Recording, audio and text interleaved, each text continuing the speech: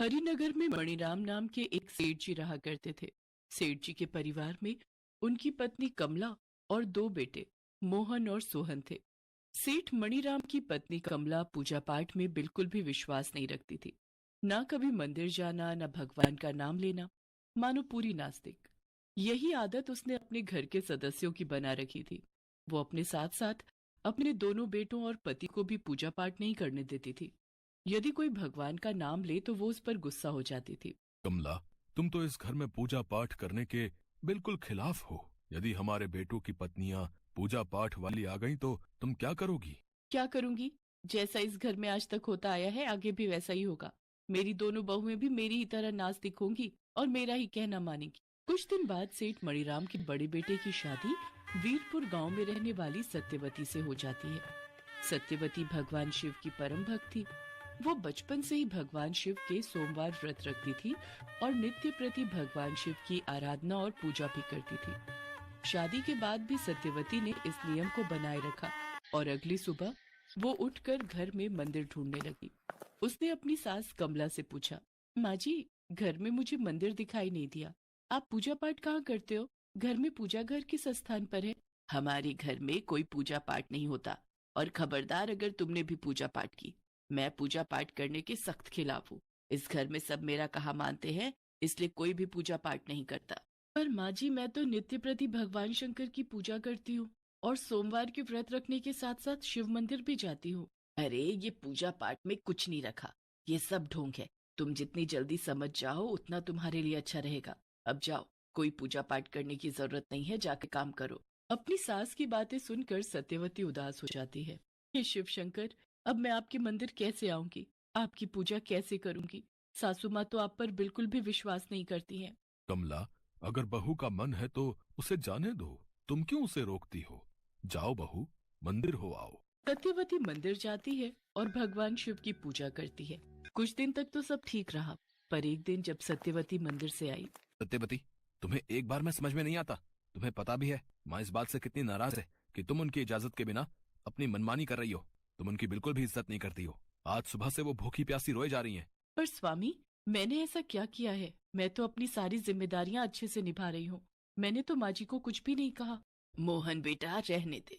ये आजकल की बहुएं सास की इज्जत नहीं करती। ये सामने खड़ी है, पूछ इससे मना किया था कि ये मंदिर नहीं जाएगी, पर ये अपनी मनमानी करती आ रही है। अब तू देख इसका क्या करना है। पर माँ जी, कल मेरा महाशिवरात्रि का व्रत है। मेरा शिव मंदिर जाना बहुत जरूरी है। मुझे मंदिर जाने से मत रोको। जब हमने मना कर दिया कि तुम मंदिर नहीं जाओगी तो तुम बार बार पूछकर माँ का अपमान क्यों कर रही हो? सत्यवती की आंखों में आंसू आ जाते हैं। वो बेचारी कुछ नहीं कर पा रही थी। अगले दिन सत्यवती पूजा की थाली तैयार करके शिव मंदिर जाने के लिए अपनी सास कमला से आग्रह करती है। उस समय घर पर कोई भी नहीं था। ये क्या हाथ में उठाए चली आ रही है? घर में कोई काम काज नहीं है क्या? माँ जी, आज मेरा महाशिवरात्रि का व्रत है। कृपया मुझे भगवान शंकर के मंदिर जाने दो। मैं शिवलिंग पर बेलपत्र और जल चढ़ाना चाहती हूँ। तू ऐसे नहीं मानेगी। इस समय तो मोहन भी घर पर नहीं है, वरना वो तुझे रोक लेता। कहीं ऐसा ना हो तू मुझसे नजरें बचाकर चुपचाप मंदिर भाग जाए। चल, मैं तुझे कमरे में ही बंद कर देती हूँ। माँ जी, माँ जी, ऐसा मत कीजिए। मुझे मंदिर जाने दीजिए माँ जी। सत्यवती रोती चिल्लाती रहती है, पर कमला को उसके रोने का कोई असर नहीं होता। वो सत्यवती को कमरे में बंद करके बाहर आ जाती है। बाहर आंगन में फर्श पर पानी बिखरा हुआ था। अचानक कमला पानी के ऊपर फिसल जाती है और उसके सिर में अचानक चोट लगने से उसकी सांसें थम जाती हैं। तभी सेठ मणिराम और उनके दोनों बेटे भी वहां आ जाते हैं। क्या हुआ माँ? माँ, तुम कुछ बोलती क्यों नहीं हो? माँ, कुछ बोलो माँ। माँ, ये क्या अनर्थ हो गया कमला? ये क्या अनर्थ हो गया? कमला तो भगवान को प्यारी हो गई। मेरे बच्चों, सत्यवती बहू, बाहर आओ। देखो, तुम्हारी सास हमें छोड़कर चली गई। सत्यवती, हाँ, ये सब कुछ सत्यवती के कारण ही हुआ है।